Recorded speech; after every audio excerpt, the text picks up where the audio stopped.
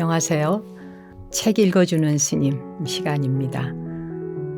지난주에 이어서 오늘도 부처님 그분, 즉 부처님의 생애와 가르침에 대한 내용을 읽어드릴 건데요. 이 책은 사단법인 고요한 소리에서 펴낸 책이고요. 고요한 소리는 그 불교의 부처님 말씀을 원음 그대로 전하는 것을 목표로 역경 사업을 하고 있는 곳입니다. 활성 큰 스님께서 큰 원력을 가지시고 어떻게 하면 부처님의 말씀을 왜곡됨이 없이 있는 그대로 전달할 것인가, 여기에 큰 뜻을 품고 시작하신 그런 역경 사업입니다. 사실 역경 불사인 것이죠. 우리들로서는 너무나 감사하기 이를 데가 없습니다. 불교 경전을 보려면 그 빨리어라고 하는 것을 직접 배워야지 또 그 원음대로 읽을 수 있기 때문에요. 빨리어를 전공하는 사람들도 있습니다만 스님들이나 불자라고 해서 누구나 다 빨리어를 전공할 수 있는 건 또 아니거든요. 그런데 부처님의 그 생생한 원음을 탈색되거나 왜곡됨이 없이 있는 그대로 들을 수 있다는 것, 그걸 누군가가 이렇게 그 번역을 해서 우리 손에 들려주지 않는다면 그걸 그대로 또 읽기는, 받아들이기는 또 쉽지 않을 수 있잖아요. 너무 잘 아는 우리 우스갯얘기 있잖아요. 아버지가 방에 들어가신다 이렇게 말을 전해야 하는데 아버지 가방에 들어가신다라고 전해지는 말들이 종교에는 무수하게 많다는 것입니다. 이제 그런 의미로 큰 스님께서 이렇게 또 번역을 하셨고, 그것을 저는 많은 분들에게 영상을 통해서 또 제 목소리로 이렇게 읽어서 전달해 드리는 또 하나의 또 이어서 하는 불사를 하고 있는 것입니다.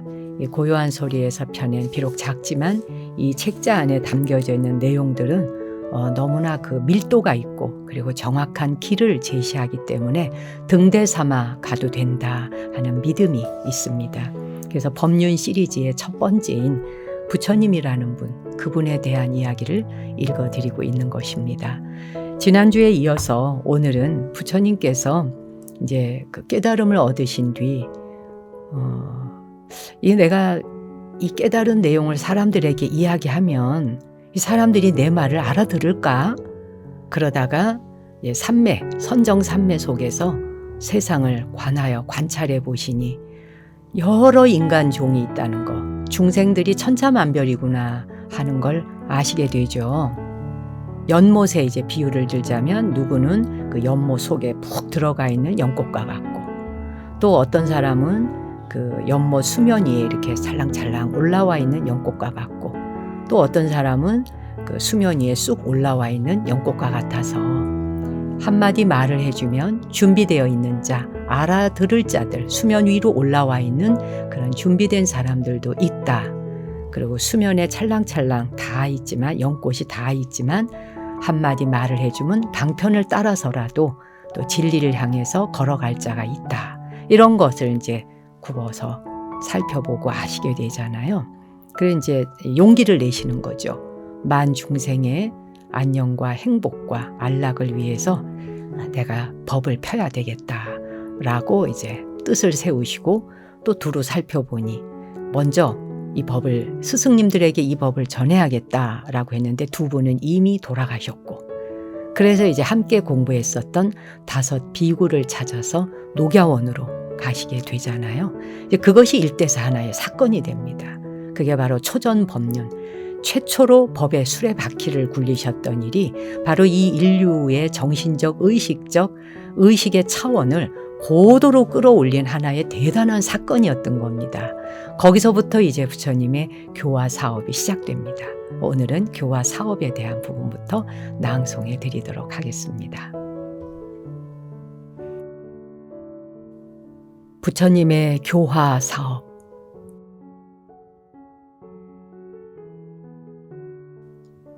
(45년이라는) 긴 교화 기간 동안 부처님은 인도의 북부 지방을 널리 편력하셨다. 그러나 우기의 안거철에는 대개 한 곳에 머무셨다. 다음은 부처님이 안거하신 지역들을 빨리 문헌에서 간추린 것이다. 첫 해는 바라나시, 베나레스에서 7월 보름에 처음으로 법을 선포하신 후 부처님은 첫 우기를 이시바타나에서 보내셨다. 2년, 3년, 4년째는 라자가하의 웰루아나, 즉 왕사성의 중림정사에 유명한 제가 후원자 수다타 장자가 부처님께 귀의한 것은 3년째 되던 해의 일이다. 그는 자성가로 유명해 아나따빈띠까, 즉 의지할 곳 없는 사람들을 돌봐주는 급고독 장자라는 이름으로 알려져 있었다. 꼬살라국의 사와띠, 즉 사위성 사람인 그는 마가다국의 라자가하에 왔다가 부처님이 출연하셨다는 얘기를 듣고 찾아가 친견하고 법문을 들었다. 삼보에 깊은 신심을 일으키게 된 그는 그 자리에서 바로 예륙과를 성취했다. 그 후 그는 부처님의 주요 후원자로 유명해졌다. 오늘날 사헤트 마헤트로 불리는 사와띠에 그 유명한 제따와나 사원, 즉 기원정사를 지어 부처님과 제자들에게 바쳤다. 이 사원의 유적지는 지금도 볼 수 있다. 5년째에는 외살리. 부처님은 중각강당에서 지내셨다. 수또다나 왕이 이 해에 병이 들었다. 부처님은 부왕을 찾아가 법을 설해드렸다.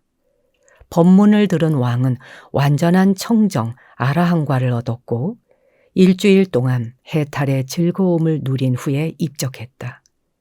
비구니 승단이 생긴 것도 이 해였다. 6년째 될 때는 망꿀라 언덕에 계셨다. 여기에서 부처님은 쌍신변을 낳으셨다. 즉 부처님이 외도를 항복받기 위해 보이신 신통의 하나인데 친족인 석가족의 아만심을 꺾기 위해 까필라와투에서 이러한 신통을 처음으로 보여주셨다. 7년째에는 33천. 부처님은 33천에 올라가 어머니인 마야 부인을 필두로 한 천신들에게 수승한 법인 아비담마를 설하셨다. 마야 부인은 시타타 왕자를 낳고 7일 만에 죽어서 33천의 남자 천신으로 다시 태어났던 것이다. 8년째에는 베사깔라숲, 즉 박가국의 수도인 숭수 마가길이 근처인데 부처님이 베사깔라숲에 계실 때 금슬 좋은 나꿀라삐따 부부가 부처님을 친견하고 행복한 결혼 생활이 다음 생에도 이어지기를 발언했다. 부처님은 두 사람을 제자들 중 가장 의 좋은 사이로 인정하셨다. 9년째에는 꼬산비의 고시따 정사에 계셨고 10년째는 파리레이 약가숲에 계셨는데 꼬산비에서 한 비구가 저지른 사소한 잘못을 놓고 비구들 사이에 분쟁이 일어난 것이 바로 이 해의 일이었다. 그들은 부처님께서 훈계하셨으나 막무가내였으므로 부처님께서는 이 숲으로 물러나셨다. 안거가 끝날 무렵 분쟁은 해결되어 비구들은 사와띠 성으로 와서 부처님께 용서를 빌었다. 11년째에는 에까날라 마을 마가다국인데 수타니 바따에 나오는 유명한 바틀가는 바라도와자 경을 설하신 곳이 바로 여기다. 부처님은 여기에서 농사 짓는 바라문 바라도와자를 만났는데 그는 부처님께 무례하게 말을 했다. 그러나 부처님은 특유의 침착함으로 이를 응대하여 결국 그 바라문을 열렬한 신도로 만드셨다. 12년째에는 외란자 마을에 계셨는데 부처님께서 유를 제정하기 시작하신 것이 이 해부터라고 한다. 그리고 바라문 외란자의 사건이 생긴 것도 이 안거 기간 중이었다. 그는 부처님을 친견하고 불교 수행에 관해서 여러 가지 질문을 한 다음 부처님의 대답에 만족하여 제자가 되었다. 그는 부처님과 승단이 그 해 안거를 외란자 마을에서 보내도록 청했다. 마침 그 해에 기근이 들었다. 부처님과 제자들은 말 장수들이 올리는 매우 조악한 음식, 말이 먹는 보리, 그것으로 한철을 지내야 했다. 비록 바라문이 약속은 저버렸으나 부처님은 당신이 늘 행하시는 관례대로 안거를 마치고 행각을 떠나기에 앞서 초청자에게 하직 인사를 했다. 바라문 외란자는 자신이 부처님과 제자를 청해놓고도 가사에 골몰한 나머지 한철 내내 초청자의 의무를 이행하지 못한 허물을 사과한 후 다음 날 부처님과 승단의 음식과 옷을 보시했다.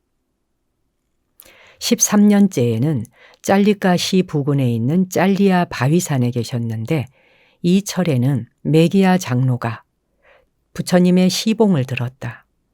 장로는 강가의 아름다운 망고숲에 마음이 끌려 그곳에 가서 선정을 닦고 싶다고 부처님께 허락을 구했다. 다른 비구가 올 때까지 기다리라고 부처님께서 만류하셨건만 그는 거듭 졸랐다.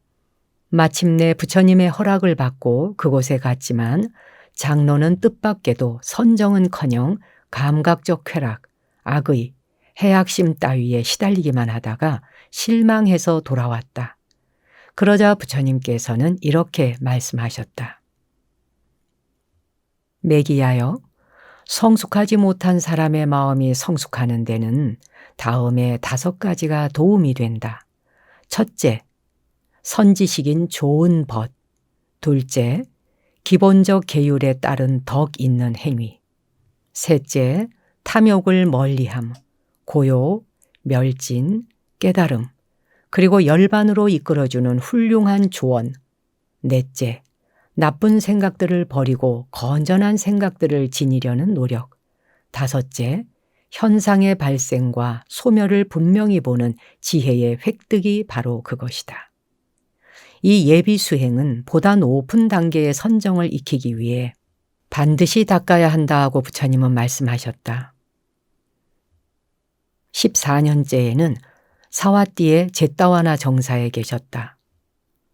이 철에 이제껏 3위였던 라훌라가 비구계인 구족계를 받았다.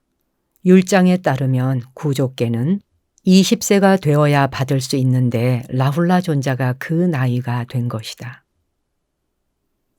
15년째는 시타타 왕자의 탄생지 까필라와투에 계셨는데 이 해에 야쇼다라 비의 아버지 숫바부타 왕이 죽었다. 16년째는 알라위 시에 계셨는데 이 해에 부처님은 사람 잡아먹기를 즐기는 야차 알라와까를 제도하여 추종자로 만드셨다. 알라와까의 문답은 수다니 빠따의 알라와까 경에 자세히 나온다. 17년째는 라자가하의 웰루아나 정사에 계셨는데 이 철에 유명한 고급 장부이며 의사 지와가의 누이 동생인 시리마가 죽었다. 장례식에 참석한 부처님은 왕에게 일러 말씀하시기를 그 시체를 사갈 사람을 찾는 공고를 내어보라고 하셨다. 살아있을 때 그토록 사람들을 매혹시키던 그 몸뚱이. 그러나 누구 하나 돈은커녕 거저 주어도 그 시신을 가져가려 하지 않았다. 이때 부처님은 다음과 같은 개송을 대중들을 향해 읊으셨다. 보라, 이 꾸며놓은 모습을 상처투성이에 뼈마디로 엮어 이루어진 병든 뭇 사람들의 관심의 대상이던 이 몸을 거기 어디에 항상함이 있고 견고함이 있는가.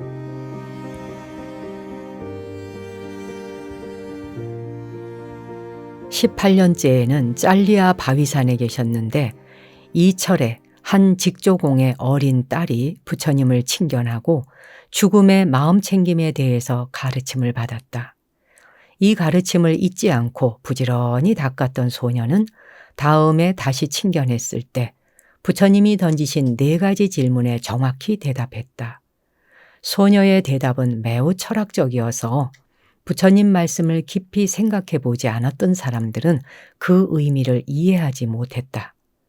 부처님은 소녀를 칭찬하면서 대중을 향하여 다음과 같은 개송을 읊으셨다. 이 세상은 눈멀었도다. 깨끗이 보는 자 드물구나. 겨우 몇몇만이 좋은 천상계로 가는구나. 그물을 벗어난 새처럼.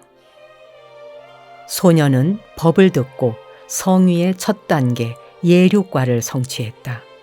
그러나 불행하게도 소녀는 요절하고 만다.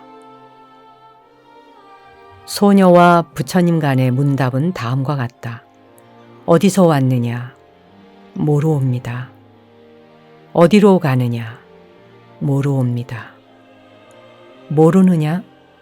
압니다. 아느냐? 모릅니다. 거기 모인 사람들은 소녀가 불경스럽다고 생각했다. 그래서 부처님께서는 소녀에게 설명하도록 시키셨다. 첫 번째 부처님의 질문은 전생을 묻는 것으로 어디서 왔느냐? 그러자 소녀는 모릅니다. 이렇게 알고 대답한 것이며, 두 번째는 어디로 가느냐? 라고 물으신 것은 내생을 묻는 것으로 모르옵니다. 라고 대답한 것이며, 세 번째는 모르느냐? 이 질문은 언젠가는 죽어야 한다는 것을 모르느냐라는 질문이었는데 압니다 라고 대답한 것이고, 네 번째는 아느냐라는 질문은 그때가 언제냐는 질문이었는데 소녀는 모릅니다 라고 드린 대답이었다 라고 설명한다. 그녀가 죽을 시간은 바로 그날 집으로 돌아가고 난 직후였던 것이다.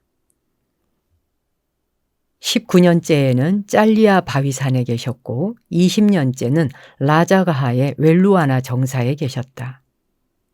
21년부터 43년까지 사와띠에서 이 24번의 안거 중에 18안거를 기원정사, 즉 제타와나에서, 또 나머지 안거는 동원정사, 녹자모 강당에서 지내셨다. 아나타 빈티카와 위사카가 주된 시주자였다. 44년째는 웨살리 근처에 위치한 작은 마을로 추정되는 벨루아 마을에 계셨는데 이곳에서 부처님은 크게 앓으셨으나 의지력으로 이겨내셨다. 성도 후 45년째, 부처님은 우기가 시작되기 전인 5월에 구시나가라에서 반열반에 드셨다. 정각을 이루신 후 처음 20년 동안은 다음의 스님들이 수시로 스승을 시봉했다. 비구, 나가사말라, 나기따, 우빠와나, 수나카따, 사가따, 라다, 그리고 메기야와 삼이 쭌다였다. 하지만 20년이 지난 후 부처님께서는 일정한 시자를 정하기를 원하셨다. 그러자 사리붓다, 마하모칼라나 등 80여 명의 대아라한들이 기꺼이 스승을 시봉하겠다고 나섰다. 그러나 부처님은 이를 받아들이지 않으셨다.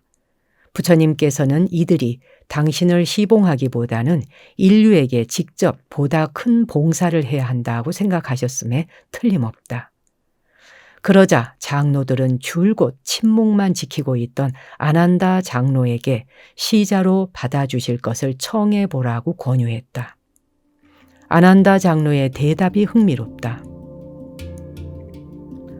스승님께서 저를 시자로 삼기를 원하신다면 직접 말씀하실 것입니다. 그러자 부처님께서 말씀하셨다. 아난다여, 다른 사람들의 권유를 기다리지 말라. 그대 스스로 뜻을 내어 나를 시봉하도록 하라.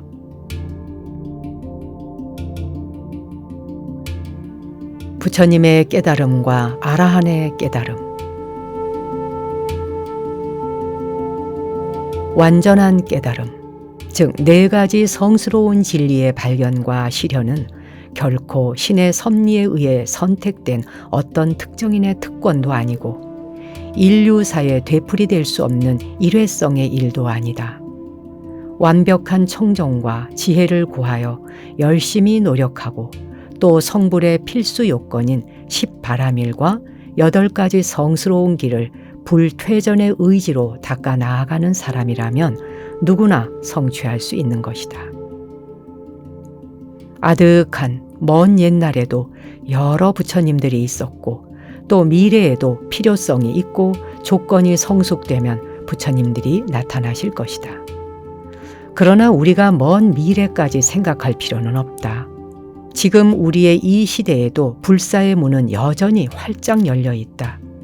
그 문에 들어서기만 하면 누구나 완전한 청정, 아라한의 경지에 도달해서 괴로움으로부터 궁극적인 해탈, 열반을 성취할 수 있다.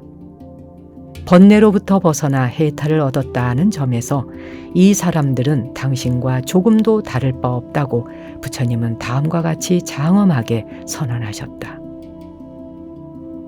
번뇌의 소멸을 이루는 사람들, 그들은 실로 나와 같은 승리자로다. 하지만 부처님께서는 또한 완전한 깨달음을 얻은 부다와 여느 아라한과의 차이점도 분명히 밝히셨다. 비구들이여, 열애는 아라한이면서 대각자이노라. 열애는 일찍이 알려진 적이 없는 도를 선포한 사람이도다. 실로 그는 도를 아는 사람이고 도를 이해하는 사람이고 도에 숙달한 사람이도다. 이에 반해 열애의 제자들은 열애의 발자취를 따라 여행하는 사람이노라. 비구들이여, 이것이 그 차이다. 아라한이면서 대각을 성취한 열애와 통찰에 의해 자유를 얻은 제자들과의 차이점이노라.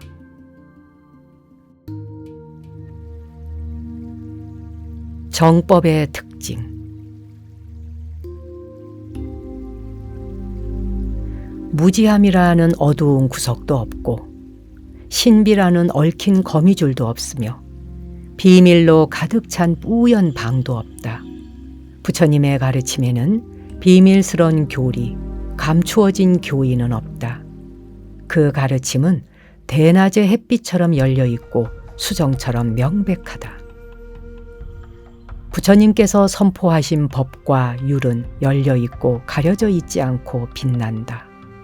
마치 태양과 달이 열려 있고 가려져 있지 않고 빛나는 것처럼. 비밀이 있다는 것은 스스로 그릇된 교의임을 드러내는 표시라고 말씀하시면서 부처님은 비밀 교의를 표방하는 사람들을 인정하지 않으셨다. 부처님께서는 아난다 장로에게 이렇게 말씀하셨다. 아난다여, 나는 법을 가르침에 있어 드러난 교리와 비밀스런 교리를 각각 따로 세우지 않았다. 아난다여, 열애는 드러난 교의와 비밀스런 교의를 구별짓지 않고 법을 설해왔다. 왜 그러느냐 하면, 아난다여, 열애에게는 주요한 지식을 제자들에게 감추는 주먹 쥔 손 같은 것이 없기 때문이다. 세상에 드문 분이시지만 결코 정상을 벗어난 분이 아니다. 그분은 최상의 지혜를 혼자만 간직하려 하지 않았다. 그렇게 하는 것은 불교 관점에서 보면 완전히 엉뚱하며 용납이 되지 않는다. 이 우주를 다 감싸는 무한대의 사랑과 연민의 마음을 가지신 부처님께서는 인간이 윤회라는 끝없는 헤매의 족쇄에서 풀려나는데 필요한 지식이라면 그 무엇 하나 감추는 일 없이 모든 것을 설해 주셨다.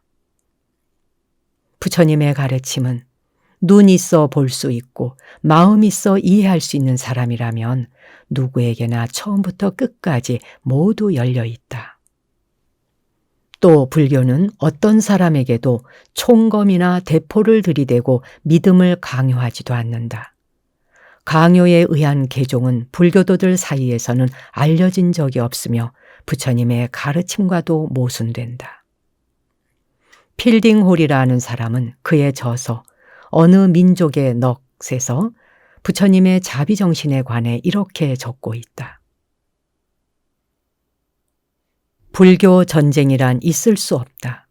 일찍이 그 어느 나라도 불교도들이 무력으로 약탈한 적은 없으며 붓다의 이름으로 단란한 가정을 피로 물들인 적도 없으며 한에 사무친 여인네들이 붓다의 이름을 입에 올려 저주한 적도 없었다. 이렇듯 붓다와 그분의 가르침은 피의 얼룩으로 더럽혀진 적이 없다.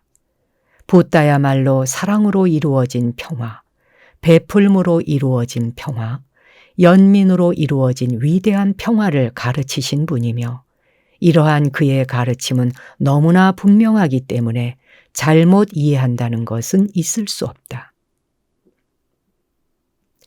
기독교 성직자인 조셉 웨이는 평한다. 불교는 통제가 아니라 원칙에 의한 생활, 고상한 생활을 가르치며 그 당연한 귀결로서 불교는 관용의 종교이다. 태양 아래 가장 자비로운 종교 체제가 불교이다. 교법의 전파 과정, 그 어디에서도 피를 본 적이 없는 종교이다. 신앙이 다르다고 해서 남을 박해하거나 함부로 대한 적이 없었다. 이는 기독교가 아직까지도 배워야 할 교훈이다. 붓다는 사람들에게 오늘을 아름답게 만들고 현재 순간을 성화시키도록 가르쳤다. 제자들에게 법을 전하는 데서도 부처님은 조금도 차별을 두지 않았다. 특별히 선택된 애제자란 없었다. 제자들 가운데서 아라한과를 성취했던 제자들은 모두 청정을 완성하여 애욕에서 벗어나고 새로운 존재로 올가매는 족쇄들을 풀어버린 사람들이었고 완전한 청정을 이룬 점에서 동등하다. 새로운 존재로 올가매는 족쇄들을 풀어버린 사람들이었고 완전한 청정을 이룬 점에서 동등하다. 그런데 그 중에는 각각 특수한 지식과 수행에 뛰어나고 또 타고난 성품에도 차이가 있어 남다른 위치를 차지한 분들도 있었다. 그러나 스승은 그들이라 해서 특별히 총애하지는 않았다. 예컨대 우빨리는 낮은 카스트의 이발사 집안 출신이었지만 바라문이나 크샤트리아 계급에 속했던 수많은 아라한을 제치고 계율에 관해 으뜸가는 제자가 될 수 있었다. 사리붓다와 마하모갈라나는 바라문 계급 출신이기는 하지만 그보다는 장구한 전생 동안 세워온 원력 때문에 부처님의 상수 제자가 되었던 것이다. 사리붓다는 지혜가 뛰어나고 마하모갈라나는 신통에 뛰어났다. 부처님은 제자들이 당신이나 당신의 가르침에 맹목적이고 굴종적인 믿음을 바치는 것을 원치 않으셨다. 그분은 항상 지성적 탐구와 분별력 있는 고찰을 강조하셨다. 자유사상의 최초 헌장이라고 일컬어 마땅할 한 경전에서 부처님은 깔라마인들의 질문에 답하는 가운데 단호하게 비판적 탐구 자세의 필요성을 역설하고 계시다. 그렇소, 깔라마인들이여. 그대들이 의심하는 것은 당연합니다.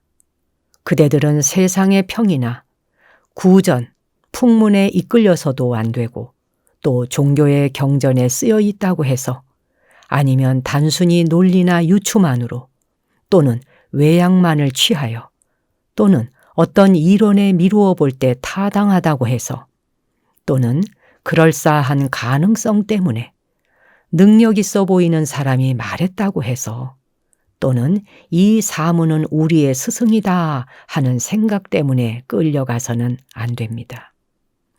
깔라마인들이여, 당신들 스스로 생각해서 이런 것은 건전하지 못하고 이런 것은 비난받아 마땅하며 그 일을 행했을 때 유익하지도 못하고 고로 이끈다는 것을 알았을 때 그때는 당연히 그러한 것을 거부하도록 하시오. 그리고 스스로 생각해서 이런 것은 건전하고 나무랄 데 없고 유익하다고 알았을 때는 그것을 받아들여 거기에 머물도록 하시오. 그런 다음 부처님은 물으셨다. 자, 깔라마인들이여, 그대들은 어떻게 생각하시오? 여기 어떤 사람에게 탐욕, 성냄, 어리석음이 일어났다고 칩시다. 이런 것은 그 사람에게 이득이 되겠소, 손실이 되겠소? 탓할 일이겠소? 탓하지 않아야 할 일이겠소? 존자시여, 그런 것은 그에게 손실이 되며 그런 것은 탓할 일입니다. 자, 깔라마인들이여, 이것은 어떻게 생각하시오? 어떤 사람이 탐욕, 성냄, 어리석음으로부터 자유로워졌다고 칩시다. 이것은 그에게 이득이겠소? 손실이겠소? 탓할 일이겠소? 아니겠소? 존자시여, 그에게 이로움이 되고 탓할 점이 없습니다. 그렇소, 깔라마인들이여, 방금 내가 그대들에게 그대들은 세상의 평이나 구전, 풍문에 이끌려서도 안 되며 건전하고 나무랄 데 없고 이롭다고 알았을 때는 받아들여 거기에 머물도록 하라고 한 것은 바로 이를 말하려 함이요. 무엇인가 전적으로 믿기 때문에 어떤 것을 받아들이는 태도는 불교의 정신과 어긋난다. 그래서 부처님과 제자들 간에는 다음과 같은 대화가 자연스레 이루어지고 있다. 나의 가르침을 알고 이를 따르면서 그대들이 우리는 스승을 기리고 존경하기 때문에 스승의 가르침을 받든다고 말할 것인가? 아닙니다, 세존이시여. 그렇다면 비구들이여, 그대들은 스스로 알고 스스로 보고 스스로 찾아낸 사실만을 말하는 것인가? 네, 그렇습니다, 세존이시여. 부처님은 항상 사실을 직시하였으며 진리와 부합되지 않는 것은 그 어떤 것도 인정하거나 양보하지 않으셨다. 또 그분은 우리 또한 어떤 것을 정당한 이유 없이 무분별하게 진실로 받아들이기를 원치 않으신다. 그분이 우리들에게 원하는 것은 사물을 있는 그대로 이해하는 것, 그리고 필요한 노력을 기울여 방일하지 않음으로써 자신의 해탈을 스스로 이룩해내는 것이다. 그대들 스스로 노력하지 않으면 안 된다.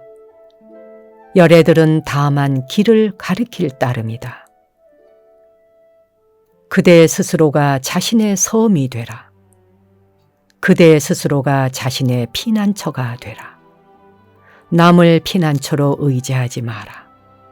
법을 섬으로 삼고 굳건히 붙들어라. 법을 피난처로 삼고 굳건히 붙들어라. 그 밖에 다른 어떤 피난처에도 의지하려 들지 말라. 분발하라. 일어나라. 부처님의 가르침에 힘써 노력하라. 죽음의 군대를 무찔러라. 마치 코끼리가 갈대 움막을 뭉개버리듯이.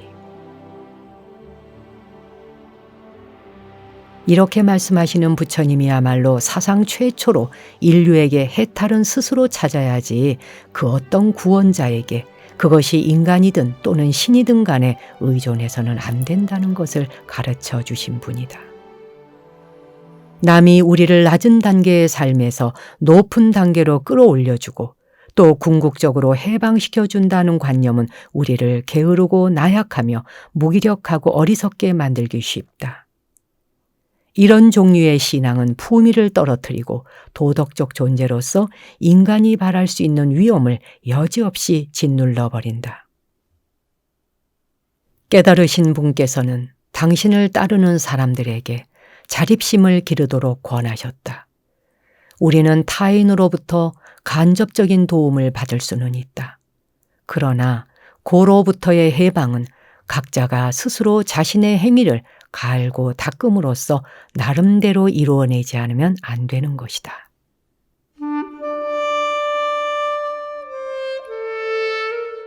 참된 청정.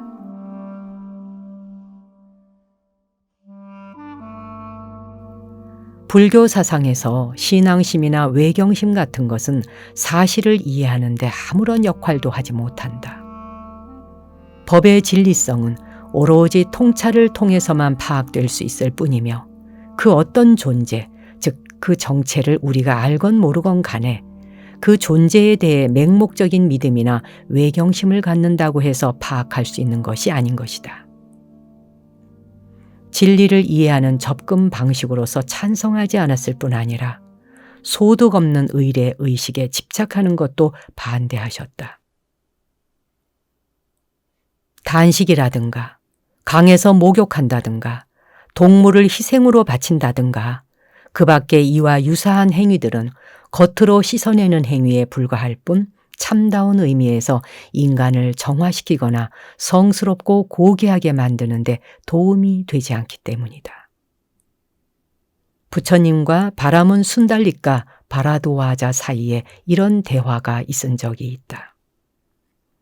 그때 부처님은 비구들에게 해탈을 구하려면 어떻게 스스로를 닦아야 하는지 자세히 설명하신 후 이에 덧붙여 마음의 때가 사라지고 청정한 삶을 완성하고 할 일을 해 마친 사람은 안으로 목욕하는 사람이라 부를 수 있다고 하셨다. 마침 부처님 가까이에 앉아있던 바라도와자가 이 말을 듣고 다음과 같이 여쭈었다. 고다마께서는 바후카 강에 목욕하러 가십니까? 브라만이여, 바후카 강에는 어떤 공덕이 있는가? 바후카 강은 무엇을 할 수 있는가? 고다마시여, 바후카 강은 많은 사람들이 신성하다고 믿고 있습니다. 사람들은 자신들의 악업을 바후카 강에서 씻어냅니다. 그러자 부처님께서는 강에서 목욕한다고 해서 마음의 때나 죄가 씻길 수는 없다는 점을 납득시킨 다음 이렇게 가르치셨다.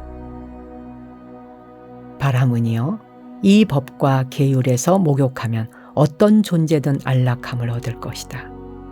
만일 그대가 거짓말을 하지 않고 살생하지 않고 도둑질하지 않는다면, 또 그대가 확신에 차 있고 옹졸하지 않다면 무엇 때문에 가야강에 가야 한단 말인가?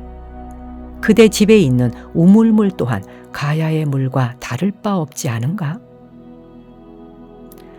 법구경 165 개송은 가르쳐준다.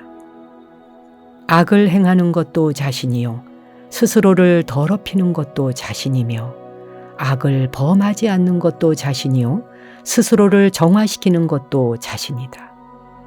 청정과 더러움이 오로지 자신에게 달렸다. 아무도 남을 청정하게 해줄 수 없다.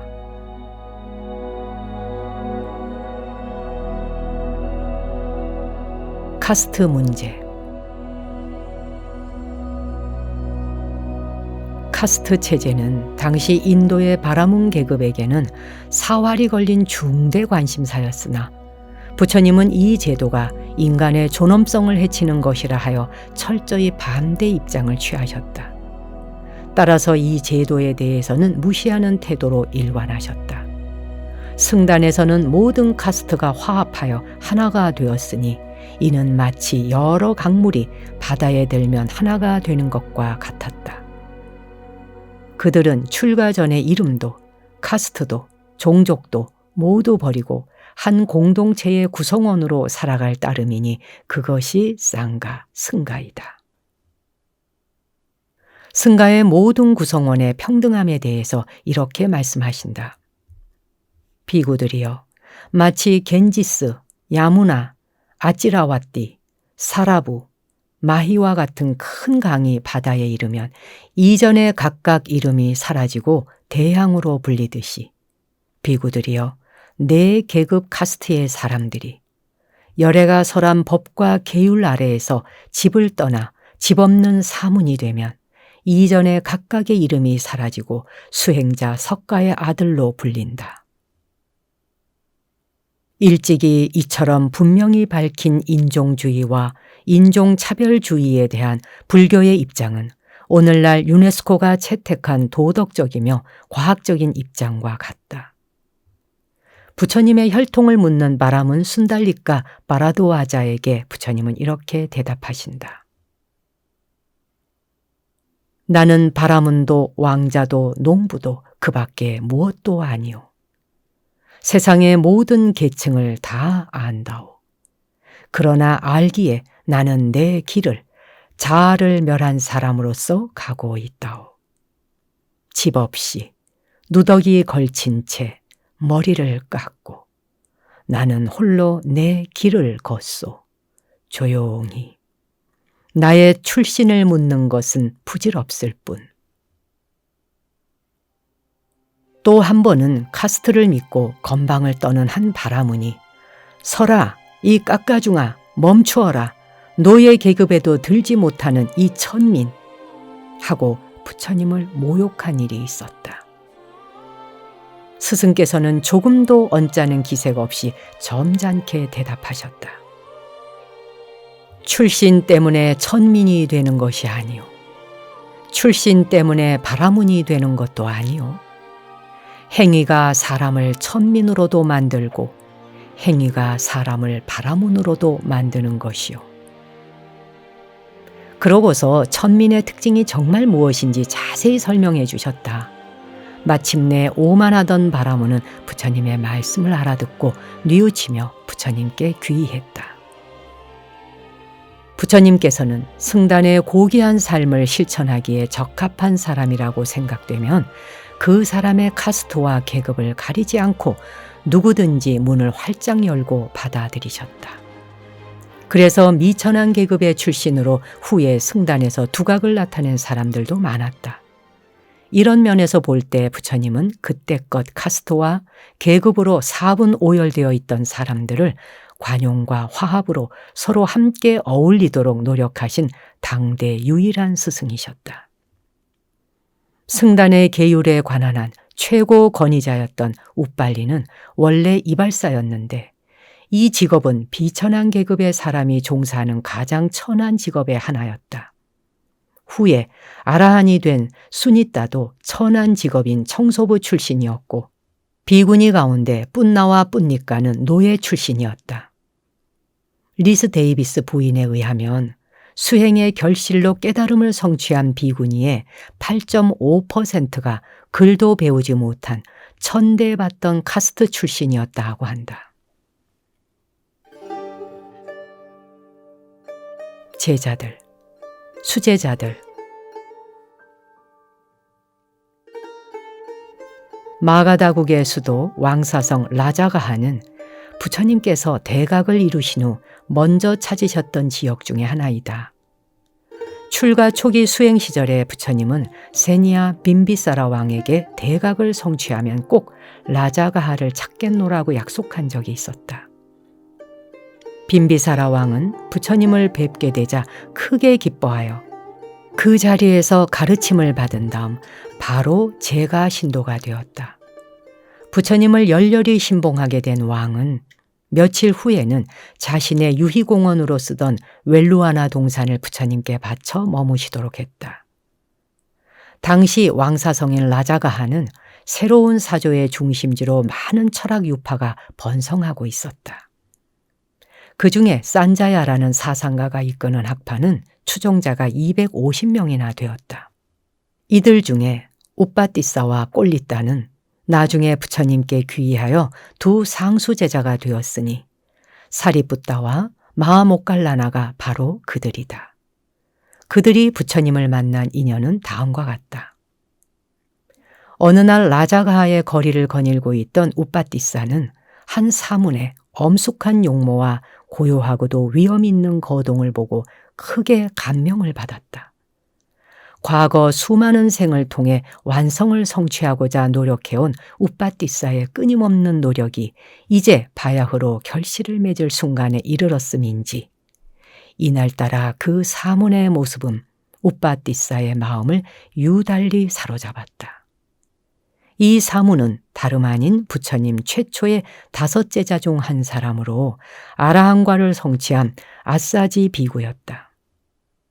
우빠띠사는 이 고상한 사문이 누구의 제자이며 어떤 가르침을 받고 있는지 알고 싶어서 아라한이 탁발을 마칠 때까지 줄곧 따라갔다. 그리고 물었다. 벗이여, 당신은 모습이 우아하고 눈빛이 맑게 빛납니다. 당신을 출가하도록 설득한 사람은 누구입니까? 당신의 스승은 누구시며 어떤 법을 따르고 계십니까? 아사지 존자는 많은 말을 하기 꺼리는 듯 겸손하게 말했다. 나는 교의와 계율을 길게 설명하지는 못하고 대의만 간략히 말해줄 수 있습니다. 이에 대한 우빠티사의 대답이 주목할 만하다. 좋습니다, 벗이여. 적든 많든 좋으실 대로 말해 주십시오. 제가 원하는 것도 그 대의입니다.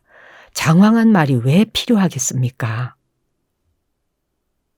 그러자 아라한 아싸지는 부처님의 모든 가르침을 다 담고 있는 영기법을 한마디로 요약하여 개송을 한 수 읊었다. 원인에서 발생하는 그 모든 것, 열애께서 그 원인을 밝혀주셨네. 또 그것들의 멸진에 대해서도 설명하셨나니 이것이 대사문의 가르침이라네. 예 담마 햇두 빠바와 떼쌍 햇둥 따타가토 아하 떼쌍 짜요 니로도 에왕 와디 마하사마노. 우빠티사는 이 개송을 듣자 바로 그 뜻을 이해했다. 생겨나는 성질을 가진 것은 모두 소멸하는 성질을 가진 것. 양낀찌 사무다야 담망 삿방 땅 니로다 담망을 그 자리에서 깨닫고 깨침의 첫 번째 예류가를 성취했다. 그는 기쁨으로 가슴이 벅차 서둘러 친구 꼴리따에게 달려가 아라한을 만난 사실과 가르침받은 내용을 얘기해 주었다. 꼴리따 역시 친구가 전해주는 개송을 듣고서 곧바로 깨침의 첫 단계를 얻었다. 그 자리에서 두 사람은 스승 산자야에게 나아가 부처님을 따르자고 권했다. 그러나 종교 지도자로서의 명망을 잃을까 두려워한 산자야는 제자들의 권유를 거절했다. 할 수 없이 꼴리따와 우빠티사는 산자야의 강력한 만류를 뿌리치고 그를 떠나 웰루아나 정사로 갔다. 부처님에게 귀의할 뜻을 사뢰자 부처님은 그들을 기꺼이 맞아들이며 말씀하셨다. 오라, 비구들이여, 법은 잘 설해져 있도다. 청정한 삶으로 고를 완전히 없애도록 하라. 그리고 그들을 승단에 받아들이셨다. 그들은 깨달음을 성취한 후 부처님의 뜻을 받들어 승단을 이끄는 두 상수제자가 되었다. 부처님이 웰루아나 정사에 머무실 때 승단에 들어온 또 한 사람의 위대한 제자는 바라문 출신의 현자 마하까사빠였다. 그는 구경 해탈에 이르는 길을 찾기 위해 거대한 부도 팽개치고 출가한 사람이었다. 부처님께서 반열반에 드시자 그로부터 3개월 후 왕사성 근처의 칠엽굴에서 아라한들의 대회동인 1차 결집을 주관한 사람이 바로 그였다. 아자따사또 왕의 후원을 받아 경과 유를 최초로 정리 편찬한 그 모임은 불교사에서 대단히 중요한 의미를 지닌다.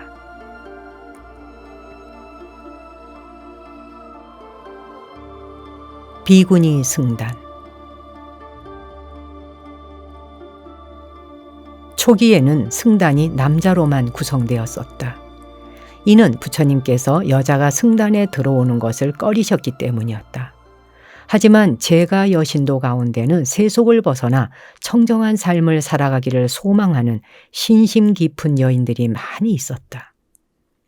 이들은 시다타 태자의 양모였던 고따미 빠자빠띠를 설득하여 그를 앞세우고 부처님께 나아가 여인의 출가 수계를 허용해 주시도록 탄원했다. 그러나 부처님은 여전히 이들의 청을 받아들이지 않으셨다. 그러자 이번에는 아난다 존자가 나서서 부처님께 간청했다. 존자는 여인들의 열의에 감복하고 그리고 그들이 상심하는 모습에 동정심을 품었던 것이다. 마침내 부처님은 양보하셨으나 여인의 수계에 대해서는 8가지 제한 조건을 덧붙이셨다. 이렇게 하여 성불 후 5년째 되던 해에 비구니 승단이 탄생한 것이다. 이는 역사상 초유의 일로 일찍이 여인의 출가 생활을 위해 단체가 만들었던 적은 없었다. 비구니 승단이 탄생하자 갖가지 인생 행로를 걸어온 여인들이 속속 승단에 들어왔다. 비구니 승단의 지도자는 케마와 우빨라완나 두 장론이었다. 이들 고귀한 비구니가 해탈을 향해 노력하는 정경과 마침내 해탈을 이루고서 읊조린 환희의 창가들이 장론이 개송집에 생동감 넘치게 기록되어 있다. 까빌라 와투에서 왕사성인 라자가하에 계시던 중 부왕께서 꼭 만나보고 싶어 한다는 전가를 받은 세조는 까빌라와투로 향하셨다. 그러나 까빌라와투에 이르자 부처님은 곧바로 궁전으로 드시질 않고 관례대로 도시 밖의 숲에 머무셨다. 다음 날 부처님께서는 바루를 들고 까빌라와투의 거리에 나아가 이 집 저 집 다니며 법다이 탁발을 하셨다. 수토다나 왕은 그 소식을 듣고 깜짝 놀라서 부처님께 달려가 말했다. 세존이시여, 왜 우리를 부끄럽게 만드십니까? 왜 음식을 빌러 다니십니까? 우리 가문에서 일찍이 그런 일을 한 사람은 없었습니다. 이에 부처님께서 대답하셨다. 왕이시여, 대왕과 대왕의 가족들이 대대로 왕의 후예이듯이 나는 옛 부처님들의 후예입니다. 옛 부처님들은 음식을 구걸하며 언제나 탁발 생활을 했습니다. 그러고는 법을 설하여 이렇게 말씀하셨다. 깨어 있으십시오. 마음을 챙겨 지니십시오. 법다이 사십시오. 법답게 사는 사람들은 이 생에서도 내 생에서도 행복하게 삽니다. 부처님의 말씀을 듣고 왕은 확고하게 법의 길에 들어섰다. 마침내 그는 법을 이해한 것이다. 그런 다음 부처님께서는 궁전으로 향하셨다. 궁에서는 모든 사람이 부처님께 경배드리러 나왔으나 야쇼다라 비만 나타나지 않았다. 부처님께서 몸소 그녀에게 가시니 그녀는 부처님을 뵙는 순간 두 사람 사이에 건널 수 없는 시면이 가로놓여 있음을 깨닫고 부처님 발 아래 엎드려 절을 하였다. 그러자 부처님께서는 전생담을 들려주시며 그 전생에 그녀의 공덕이 얼마나 위대했던가를 낱낱이 자세하게 밝혀주셨다. 이야기를 듣자 그녀도 드디어 법을 이해하고 받들게 되었다. 후에 여성 승단이 만들어지자 야쇼다라도 출가하여 최초의 비구니 가운데 한 사람이 되었으며 아라한의 깨달음을 이루었다. 부처님이 궁전에 계실 동안 야쇼다라 비는 아들 라훌라에게 제일 좋은 옷을 입혀 세종께 보내면서 일렀다. 라훌라야, 저분이 네 아버지시다. 가서 너의 상속물을 달라고 하렴. 라훌라 왕자는 부처님께 다가가 그 앞에 서서 말했다. 현자시여, 당신의 그늘은 즐겁습니다. 부처님께서 공양을 마치고 궁전을 떠나자 라훌라 왕자는 따라가며 말씀드렸다. 저에게 상속물을 주십시오. 그 말을 듣자 세조는 사리붓다에게 일렀다. 그래, 그럼 사리붓다여, 이 아이를 승단에 넣도록 하시오. 그리하여 사리붓다는 라훌라에게 사미개를 주었다. 오부경 중의 하나인 중부에는 라훌라에게 주는 말씀이라는 제목의 경이 3개나 실려 있다. 어린 라훌라에게 법을 가르치고 있는 이 경들은 한결같이 계율과 선정을 주로 설명하고 있다. 그중 마하 라훌라와다 경의 한 구절을 소개한다. 라훌라야, 자애를 관하는 공부를 닦아라. 자애를 닦으면 악의가 사라지게 된다. 라훌라야, 연민을 관하는 공부를 닦아라. 연민을 닦으면 잔인성이 사라진다. 라훌라야, 더불어 기뻐함을 관하는 공부를 닦아라. 더불어 기뻐하는 마음을 닦으면 혐오가 사라진다. 라훌라야, 평온함을 관하는 공부를 닦아라. 평온을 닦으면 대립하는 마음이 사라진다. 라훌라야, 육신의 더러움을 관하는 공부를 닦아라. 더러움을 관하는 공부를 닦으면 애욕이 사라진다. 라훌라야, 무상의 인식을 관하는 공부를 닦아라. 무상의 인식을 관하는 공부를 닦으면 내가 있다, 나다 라는 생각인 아만이 사라진다. 라훌라야, 호흡에 대한 마음 챙김을 닦아라. 라훌라야, 호흡에 대한 마음 챙김을 닦아 자주 익히면 얻는 바가 많아서 크게 이익되리라.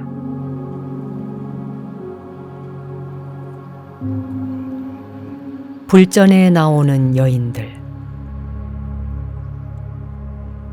부처님 당시 인도에서는 바라문교의 영향 때문에 일반적으로 여성들은 별로 대우를 받지 못했다. 때로는 남성의 예속물로서 천시되는 경우도 있었다. 물론 당시 여성들 중에도 철학적 문제와 같은 지적 분야에 대해서 해박한 지식을 보여주고 있는 예가 눈에 띄지 않는 것은 아니다. 그러나 여성들의 지위가 현저히 상승된 것은 역시 부처님의 덕택이라 하지 않을 수 없겠다. 부처님은 당신의 너그러운 마음과 큰 도량으로 언제나 여성들을 자상하고 정중하게 대하셨으며 그들에게도 똑같이 청정 그리고 성스러움에 이르는 고귀한 길을 가르쳐 주셨다. 세종께서는 이런 말씀을 하셨다. 어머니는 집안의 친구요, 아내는 남편의 최상의 벗이다. 암마 빨리는 평판이 좋지 못한 여자였지만 부처님께서는 그 여인의 공양 초대를 거절하지 않으셨다. 여인이 올리는 음식을 다 드신 다음 보답으로 법의 선물 법보시를 주셨다. 그 가르침을 받고 깊이 신심을 일으킨 여인은 지금까지의 불성실했던 세속 생활을 청산하고 출가하여 비구니가 되었다.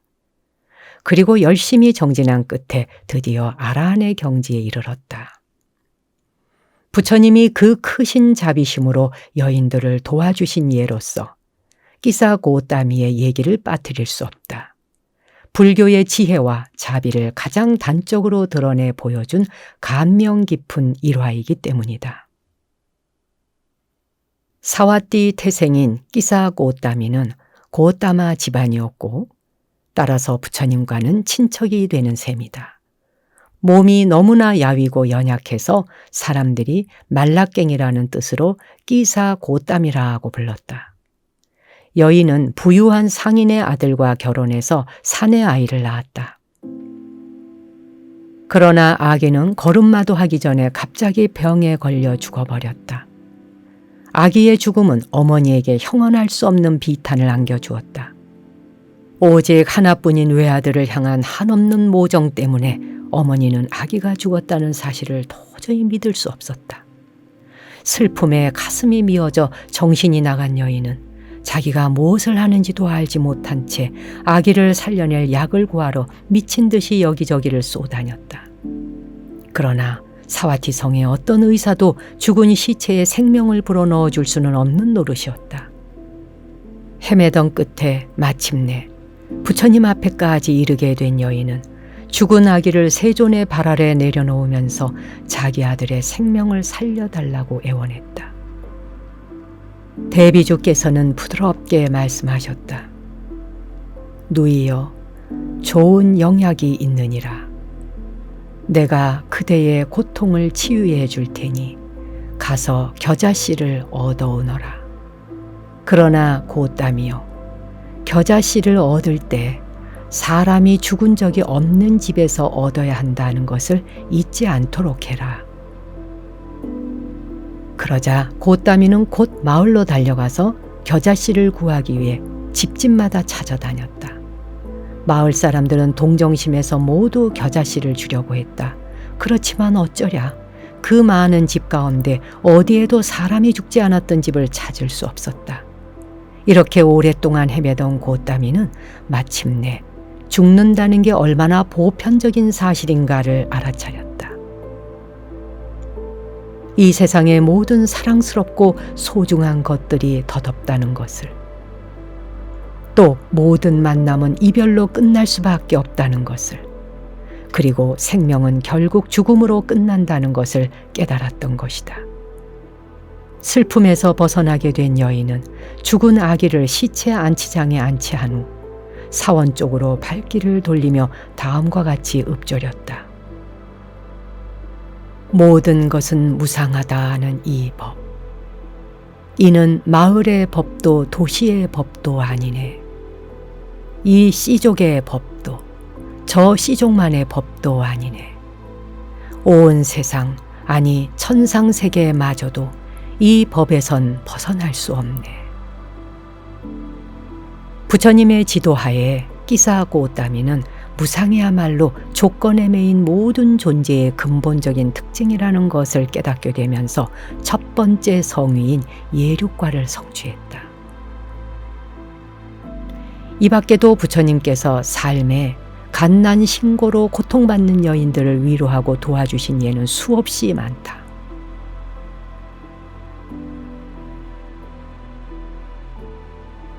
환자를 보살피시다.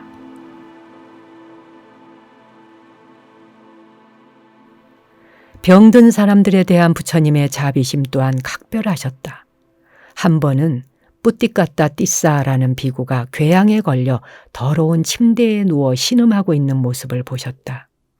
그 즉시 부처님께서는 따뜻한 물을 준비하셔서 아난다 존자의 도움을 받아가며 손수 병든 비구를 씻어주고 자상하게 병구안을 해주셨다.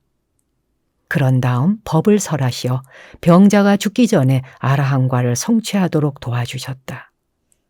띠싸 아라한이 입적하자 장례식을 법에 맞추어 거행한 다음 부처님은 탑을 세워 그의 유고를 안치하도록 조치하셨다. 그 밖에도 병든 비구들을 여러 번 몸소 돌보아 주셨으며 제자들에게도 다음과 같이 촉구하셨다. 비구들이여, 나를 시중들듯 그 마음으로 환자를 시중들도록 하라. 이렇듯 부처님의 사랑은 너무나 커서 측량할 길이 없고 너무나 넓어서 미치지 않는 곳이 없었다. 제자들에게도 이러한 사랑의 마음을 간곡히 가르치셨다. 마치 어머니가 목숨을 걸고 자식을, 그것도 하나뿐인 자식을 다치지 않도록 보호하듯이 너희도 모든 살아있는 것들을 빠짐없이 감싸는 생각을 온전히 지키도록 하라. 부처님의 가르침이 언제나 자비로 넘치고 있듯 부처님의 행동도 한결같이 자비심으로 가득하셨다. 수많은 사람들을 가르치고 눈을 뜨게 하고 환희에 적게 만들면서 이 마을에서 저 마을로, 이 도시에서 저 도시로 편력하는 동안 부처님은 무지로 말미암아 삿된 견해에 사로잡힌 사람들이 신을 섬기기 위해 짐승을 도살하는 광경을 수없이 목격하셨다. 이들에게 부처님은 타이르셨다. 생명이란 누구나 뺏을 수는 있지만 줄 수는 없는 것. 모든 생물은 제 목숨을 사랑하여 지키려 애쓰네. 목숨은 경이롭고 소중하고 즐겁다네. 비록 하찮아 보이는 미물에게도. 실로 당신은 사람들이 신에게 자비를 구한답시고 무자비한 짓을 서슴지 않던 시절로 제멋대로 신을 상정하고는 제단에 무고한 동물들을 희생으로 올림으로써 오히려 신을 모독하는 끔찍한 짓을 자행하며 전 인도를 피로 얼룩지게 만들던 때였으며, 고행자와 바라문들의 그릇된 의례의식 때문에 인간은 재앙을, 동물은 단말마의 고통을 겪어야만 했다. 이런 시절에 자비의 화신인 부처님이 나타나서 일찍이 깨달은 분들 모두가 가셨던 그 옛길, 사랑과 이해로 충만한 정의로운 그 길을 다시 찾아내어 사람들에게 가르쳐 주셨던 것이다. 맺다, 자비 또는 사랑은 그 자체로 분노의 가장 좋은 해독제이다. 자애는 화를 내는 사람을 위한 가장 좋은 약이다. 그리고 우리는 사랑을 필요로 하는 모든 사람에게 자유롭고 한량없는 가슴으로 자애심을 펼쳐가야 한다. 가슴의 언어, 가슴에서 나와서 가슴으로 전해지는 언어인 자애는 항상 단순하고 우아하고 힘으로 가득 차 있다.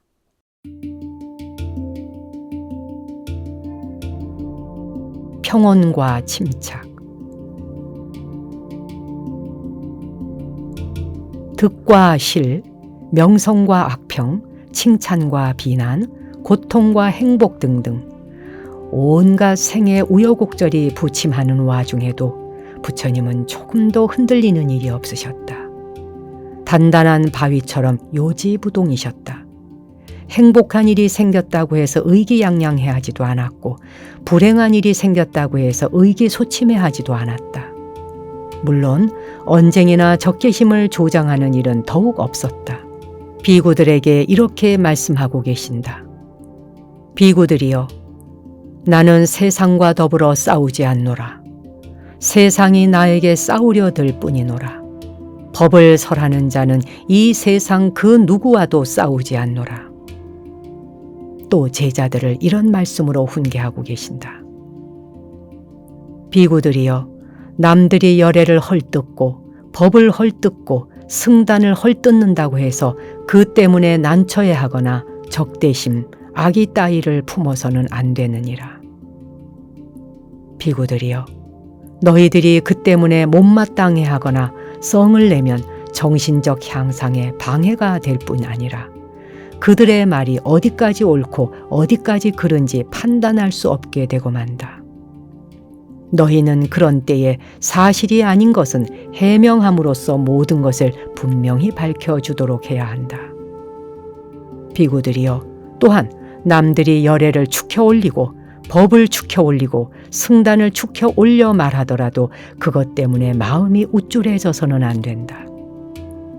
그러면 너희의 내면이 성숙하는 데 큰 장애가 될 뿐이다. 그런 때는 옳은 말은 옳다고 인정하고 그 옳은 까닭을 인정해 주어야 한다. 부처님은 일찍이 그 누구에게도 심지어 반대자나 적대자에게까지도 불친절한 언사를 쓰신 경우는 한 번도 없었다.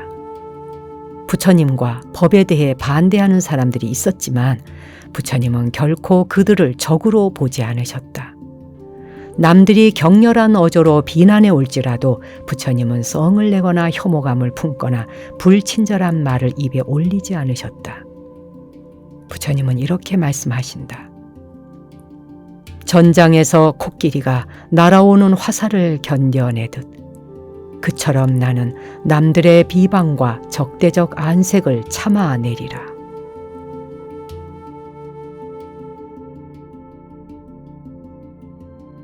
대화닷다. 이와 같은 부처님의 인욕정신은 대화닷다와의 관계에서 역력히 드러난다. 대화닷다는 부처님의 사촌으로 승단에 들어와 범부의 신통력을 얻었다. 뒷날 그는 승단의 지도자가 되려는 야심을 품으면서 부처님과 두 상수 제자인 사리붓다와 마하모칼라나에 대해 시기심과 악의를 키우기 시작했다. 그래서 대화닷다는 마가다국 빈비사라 왕의 아들인 젊은 아자타사또 왕자에게 접근하여 교묘히 비위를 맞추어 가면서 마음을 사로잡았다. 그러던 어느 날 부처님이 웰루아나 정사에서 왕을 비롯한 모든 대중들에게 법문을 설하시고 있을 때 대화닷다가 부처님에게 다가와 인사하고는 말했다. 스승님, 스승님께서는 이제 연로하시어 기력도 쇠잔해지셨습니다. 스승님은 모든 근심 걱정을 벗어나 은거 생활을 하시는 것이 좋겠습니다. 승단은 제가 이끌어 가겠습니다. 부처님이 이 제안을 거부하시자 대화닷다는 당황하여 화를 내면서 부처님에게 증오와 악심을 품고 그 자리를 떠나갔다. 그는 못된 흉계를 품고 그 길로 아자타사또 왕자를 찾아가 왕자의 감춰진 야심에 불을 붙이는 말을 했다. 왕자님이여, 부왕을 살해하고 왕위를 차지하십시오. 그렇지 않으면 죽기 전에 언제 지배자가 되어 보겠습니까? 나는 세존을 죽이고 승단의 지도자가 되겠습니다. 아자타사뚜가 부왕을 시해하고 왕위에 오르자 데와다타는 불안당들을 매수하여 부처님을 해치려 했다.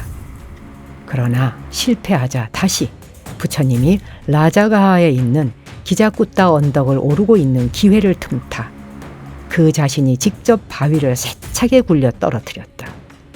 바위는 굴러내리다 둘로 쪼개지면서 조그만 파편이 부처님에게 튀어 발에 가벼운 상처를 내었다. 그 후 데와다타는 코끼리에게 술을 먹여 취하게 만든 다음 부처님을 향해 내몰았다. 그러나 코끼리는 부처님의 자애의 힘에 눌려 부처님 발 앞에 꿇어 엎드려 버렸다. 다시 데와다타는 승단 내에 분열을 일으키기 시작했다. 그러나 이렇게 일으킨 불화도 길게 가지는 않았다. 모든 음모가 수포로 돌아가자 데와다타는 시리에 빠져 물러났다. 얼마 안 되어 그는 병이 들었고 병상에서 자신의 어리석었던 짓을 뉘우친 끝에 부처님을 친견하기를 소망했다. 그러나 이 소망은 실현되지 못했다. 들것에 실려 부처님께 가던 길에 운명하고 말았기 때문이다. 그러나 죽기 전 그는 참회의 말을 하면서 부처님에게서 귀처를 구해 맞이하였다.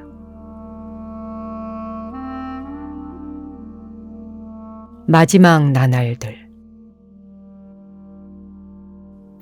세존의 인멸을 그린 대반열반경은 부처님 생애의 마지막 몇 달 동안에 일어났던 사건들을 빠짐없이 소상하고 실감나게 기록하고 있다. 이제 세종께서는 80의 고령에 이르셨고 두 수제자 사리부타와 마하모갈라나는 이미 석 달 전에 입적했다. 고땀이 빠자빠띠, 야쇼다라, 라훌라도 이미 이 세상 사람이 아니었다. 이때 부처님은 외살리에 계셨다. 우기가 닥쳐오고 있었으므로 많은 비구 대중과 더불어 우기를 나기 위해 벨루아로 가셨다. 거기서 중병이 부처님을 엄습하여 심한 통증을 일으켰으나 세종께서는 침착한 가운데 마음 챙김, 정념을 유지하며 견디셨다. 바로 죽음의 문턱에까지 이르렀지만 승가 대중에게 유훈도 남기지 않고 입적할 수는 없다고 생각하셨다. 그래서 엄청난 의지력으로 병과 싸워 이겨내심으로써 생명의 가닥을 이어가셨다.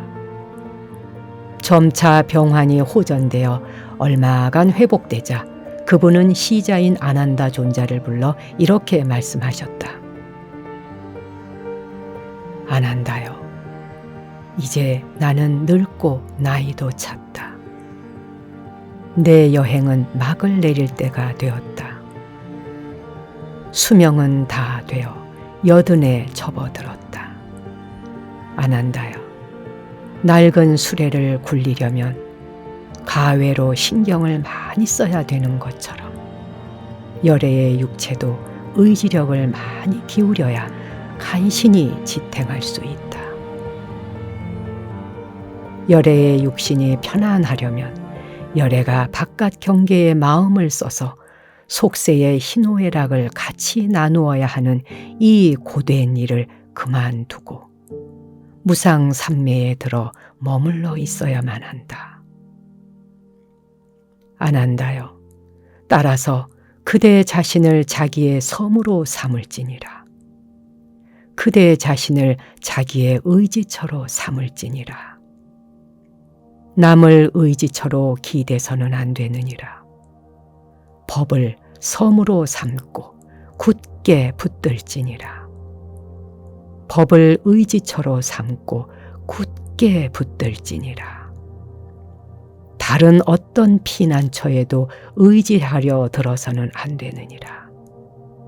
아난다여, 지금도 내가 간 다음에도 누구든지 자신을 섬으로 삼아야 할 것이며 자신을 의지처로 삼아야 할 것이며 어떤 바깥 피난처에도 의지하려 들어서는 안 되느니라. 아난다여, 이렇게 하는 사람들이 바로 내 제자들 중에서도 가장 높은 경지에 이른 사람이 될 것이니라. 다만 그들은 모름지기 향상하려는 의욕으로 충만해 있어야 하느니라. 부처님께서는 벨루와나를 떠나 마하와나로 여행하셨고 거기에서 웨살리 근처에 머물고 있는 승려들을 모두 모이게 하셨다. 비구들이여, 나는 내가 깨친 대로 법을 그대들에게 가르쳐 주었다. 그대들은 법에 정통하도록 노력해 닦고 이에 대해 명상하고 이를 널리 펴도록 하라. 이 세상에 대한 연민에서 신들과 인간들의 선과 유익과 행복을 위해서. 그리고 부처님은 다음과 같은 말씀으로 법문을 마치셨다. 내 나이 이제 가득 차서 생은 바야흐로 끝나려 한다. 나는 그대들을 떠난다. 오로지 나 자신에 의지하여 나는 가노라. 비구들이여, 부디 방일하지 말고 힘써 마음 챙기며 계율을 잘 지켜라. 결의를 굳건히 다져라. 자신의 마음을 빈틈없이 지켜보라. 이 교법과 계율을 실증내지 않고 단단히 붙드는 사람은 생애의 바다를 건너가 비탄을 끝낼 것이다. 세종께서는 이제 병에 지쳐 허약해진 몸으로 힘들게 여행을 계속하셨다. 아난다 존자와 수많은 대중이 그분을 뒤따랐다. 이렇듯 길고 피곤한 마지막 여행 중에서도 부처님은 남을 보살피는 마음을 결코 잊지 않으셨다. 마지막 공양을 올린 대장장이 쭌다에게 법문을 설하여 제도하시고 도중에 만난 알라라 깔라마의 제자 뿌꾸사를 위해서도 가던 길을 멈추고 일일이 질문에 대답하여 제도함으로써 그를 부처님의 법과 승단을 따르는 제자가 되도록 발심시켜 주셨다. 세종께서는 드디어 말라족이 사는 구시나가라의 산라나무 숲에 이르셨다. 바로 길고 먼 여행의 종착지였다. 이곳이 마지막 휴식처가 되리라는 것을 알고 계신 부처님께서는 아난다 존자에게 말씀하셨다. 피곤하구나, 아난다여. 눕고 싶다. 저 두 그루 산라나무 사이에 머리를 북쪽으로 하여 자리를 펴다오. 그리고는 마음 챙김과 올바로 알아차림 정지를 유지하신 채 한쪽 다리를 다른 다리 위에 포개고 오른쪽 옆구리를 바닥에 대고 자리에 누우셨다. 다시 아난다 존자에게 일러 다음과 같이 말씀하셨다. 크거나 작거나 본분을 다하는 사람, 법다이 처신하여 올곧게 삶을 사는 사람, 그런 사람들이야말로 가장 값진 경의로 열애를 올바로 존경하고 예배하고 경모하는 사람들이다. 따라서 아난다여, 그대는 크거나 작거나 본분을 다하도록 성실하라. 법다이 처신하여 올곧게 살도록 하라. 아난다여, 이와 같이 노력할지니라.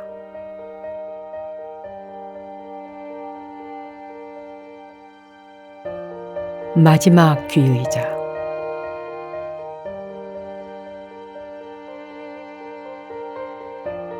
그때 마침 수바따라는 떠돌이 고행자가 구시나가라에 있던 중 부처님의 입적이 임박했다는 소식을 들었다. 그는 평소에 고뇌하던 문제들을 풀기 위해서 부처님께 여쭈어 보려고 급히 산라나무 숲으로 달려갔다. 그러나 아난다 존자는 부처님이 가시는 마지막 순간을 번거롭게 해드리기를 원치 않아서 친견 기회를 좀처럼 허락해 주지 않았다.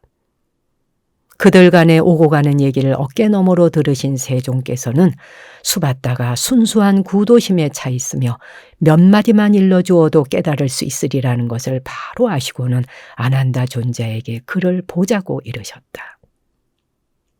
수받다의 의문은 다른 여러 사상유파의 지도자들, 즉 뿌라나 까사빠, 니간타 나타붓다 등등이 과연 올바른 깨달음을 성취했는가 하는 문제였다. 세종께서는 그때 이렇게 말씀하셨다. 수받다여, 어떤 교법과 계율이든지 그 안에 팔정도가 없으면 어떤 성의도, 그것이 첫 번째 성의이든 두 번째 성의이든 또는 세 번째이든 네 번째이든 그 어느 단계의 성의도 바르게 얻은 사람이 있을 수 없노라. 수받다여, 어떤 교법이나 계율이라도 팔정도가 거기에 있으면 그 교단에는 첫 번째 단계의 진정한 성인도 두 번째, 세 번째, 그리고 네 번째 단계의 진정한 성인도 반드시 있는 법이니라. 나의 이 교법과 계율에는 팔정도가 있으며 또한 그 모든 단계의 성의를 각기 바르게 이룬 사람들이 있느니라. 다른 스승들의 가르침에는 팔정도도 진정한 성인도 찾아볼 수 없느니라. 수받다여, 이 교단에서는 수행자들이 올바른 삶을 누릴 수 있느니라. 그 덕으로 이 세상에 아라한이 끊어지지 않고 있는 것이니라. 세존의 이와 같은 말씀을 듣자 수받다는 신심이 우러나 부처님과 법과 승, 삼보에 귀의하였다. 뿐만 아니라 승단에 들어오기를 원하였고 부처님은 아난다 존자에게 그를 받아들이도록 이르셨다. 이리하여 수받다는 부처님께서 손수 귀의시킨 마지막 계종자이자 마지막 제자가 되었다. 그리고 애써 노력한 결과 오래지 않아서 최고의 성위인 아라한과를 성취했다.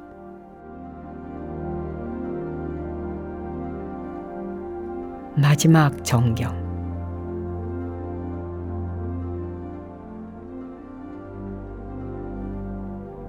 부처님께서는 아난다 존자에게 말씀하셨다. 아난다여, 열애는 법을 가르침에 있어서 진리이기 때문에 공개적으로 가르쳐야 하는 교의와 비전의 교의라는 차별을 두지 않았다. 어떤 본질적인 가르침을 제자들에게 숨기는 스승의 주먹 쥔 손과 같은 것은 나에게는 없다. 아난다여, 그대들 중에 이런 생각을 하는 사람이 있을는지 모른다. 스승의 말씀은 끝났다. 우리는 이제 스승 없이 지내야 한다. 그러나 아난다여, 그렇게 생각해서는 안 되느니라. 내가 간 후에는 내가 설한 법과 내가 정한 유를 너희의 스승으로 삼도록 하여라. 비구들이여, 어떤 비구들은 마음속에 붓다나 법이나 도나 도를 나아가는 방법에 대해서 의심이 남아 있을 수도 있다. 비구들이여, 마음 놓고 물어라. 다음에 이런 생각으로 스스로를 탓하는 일이 없도록 하라. 즉, 그때는 스승을 마주 대하고 있으면서도 세종께 엽줍지 못하고 말았다 하고. 부처님께서 이렇게 말씀하시자 비구들은 잠잠히 침묵을 지켰다. 2번, 3번 부처님은 비구들에게 똑같은 말씀을 되풀이하셨고 비구들 역시 똑같이 침묵을 지켰다. 그러자 아난다 존자가 세존께 말씀드렸다. 세존이시여, 이 얼마나 놀라운 일입니까? 세존이시여, 참으로 경이롭습니다. 저는 실로 여기 모인 비구들 가운데 붓다와 법과 도와 도를 나아가는 방법에 대해 조금이라도 의심이나 의혹을 가진 사람은 단 한 사람도 없다고 믿습니다.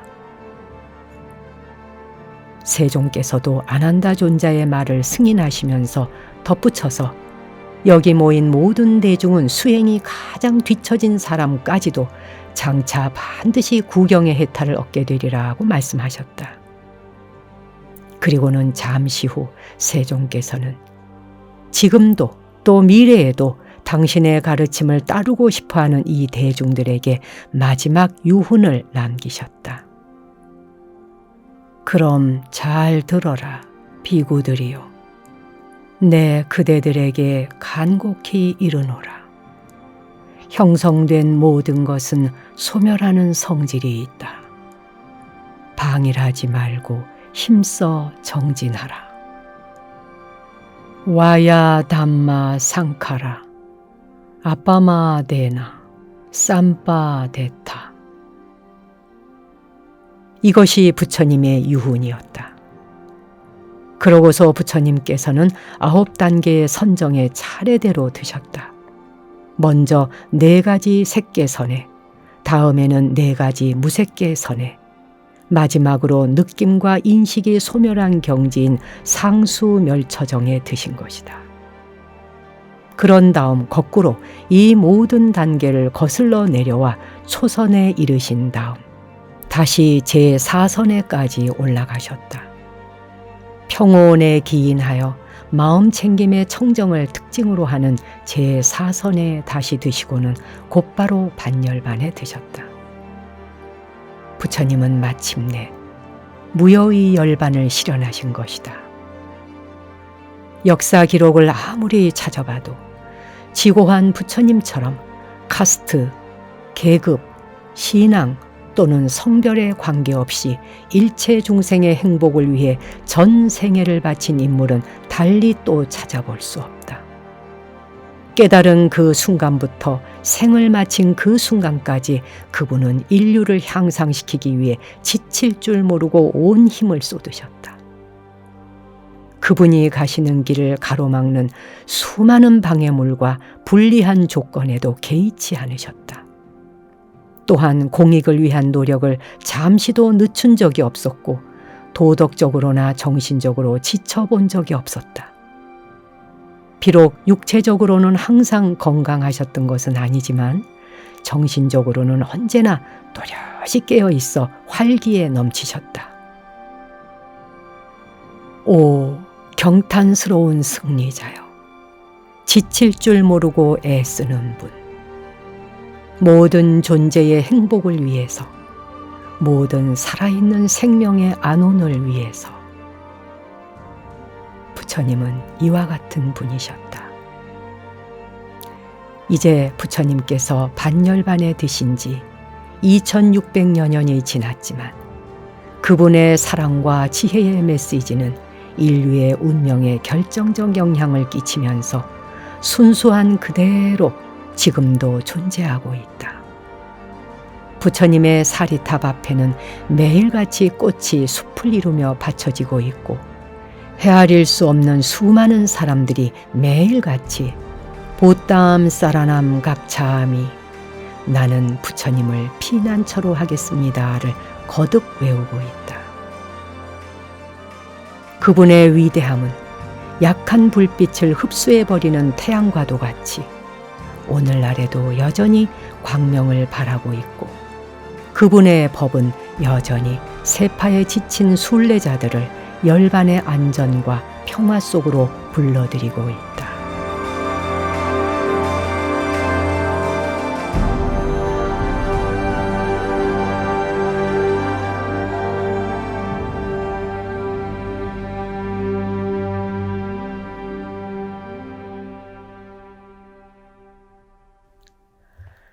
네, 오늘 부처님 그분의 생애와 그리고 가르침에 대한 고요한 소리에서 펴낸 책을 읽어드렸습니다. 여기까지 부처님의 일대기가 간략하지만 전편을 쫙 훑어볼 수 있도록 부처님 전 생애를 훑어보신 겁니다. 탄생에서부터 열반에 드시는 순간까지를요. 오늘은 특히 부처님께서 교화하시는 그 모습과 이렇게 여러 가지 이런 그 45년간의 걸어오신 길, 그 길을 저도 이렇게 한 걸음씩 뒤를 따라가는 마음으로 그렇게 읽었거든요. 삭발하시고 이렇게 가사를 걸치시고 누더기 같은 가사를 걸치고 그리고는 바루를 들고 항상 밥을 빌어먹기 위해 탁발 다니시는 부처님의 모습을 떠올려 봅니다. 남방불교에서는 지금까지도 그 모습이 전통적으로 그대로 계승되어 이어져 오고 있는데요. 부처님 당시 때는 어떠했을까 또 그런 상상도 해보고요. 그 거룩함 앞에 정말 뭐 두 손 이렇게 합장하고 엎드려 절 안 할 수가 없습니다. 저야 당연히 붓다의 길을 걸어가 보겠다고 또 부처님의 가르침을 따르겠다고 제 스스로 발언하여서 출가한 사람이니 어찌 부처님 가신 이 길 하나하나가 제 가슴에 하나하나 꽂혀오지 않을 수 있겠습니까? 다 살아 움직이는 듯이 느껴지거든요. 뭐 저 같은 느낌을 받는 사람이 한둘이 아닐 거라고 생각합니다. 사실 부처님의 행장은 시간과 공간을 초월해 있습니다. 시간에 구애받지도 않고 공간에 구애받지도 않는다고 저는 생각합니다. 제 곁에 그리고 제 가슴에 부처님의 가르침이 그대로 제 안에서 물결치니 어찌 제가 감동하지 않을 수 있겠습니까? 그런 열악한 환경과 조건 속에서 맨발로 걸어 다니시면서 법을 펴실 때 이 발바닥이 코끼리 가죽처럼 쩍쩍 갈라질 정도로 그렇게 고통을 받으시면서도 법을 펴기 위해 한 명의 제자에게도 그 기회를 놓치지 않고 다니셨던 그 부처님의 발걸음을 생각하면 정말 뭐 그냥 뭐라고 말씀드릴 수 없을 만큼 감개무량하죠. 그리고 그냥 그 부처님의 위대함 앞에 그냥 고개가 숙여집니다. 그리고 이제 부처님이 열반하시는 장면, 대열반에 이르시는 그 장면에 이르르면 뭐 지금도 저는 이게 눈물이 솟구칩니다. 부처님께서 열반에 드시는 것이 슬퍼서가 아니라 그 부처님께서 남기신 그 법이 오늘 이 순간 지금 저에게까지 그 빛이 광희가 꺼지지 않고 전해 내려와서 제게까지 전달되었다는 사실 앞에 정말 감흡하는 거죠. 그것을 뒤에 이어서 수많은 아라한들께서 또 수많은 선지식들께서 계속 이렇게 등불에 불을 밝혀주듯이 이어서 불을 이어주지 않으셨다면 어찌 오늘의 제게 왔겠는가 하는 것입니다. 그렇다면 제가 어찌 무명과 무지로부터 벗어날 수 있었겠습니까? 그나마 부처님 법을 만났기 때문에 그래도 오늘날 제가 이 순간 이만큼까지 정진하고 살아보려고 노력하고 애쓰는 것 아니겠나. 이런 법을 만나지 못했다면 내 삶과 내 생애가 얼마나 어둡고 정말 그 무지에 가려져 있었겠는가. 참담하기 이를 데 없는 것이고 그건 참으로 두렵기 이를 데 없는 것입니다.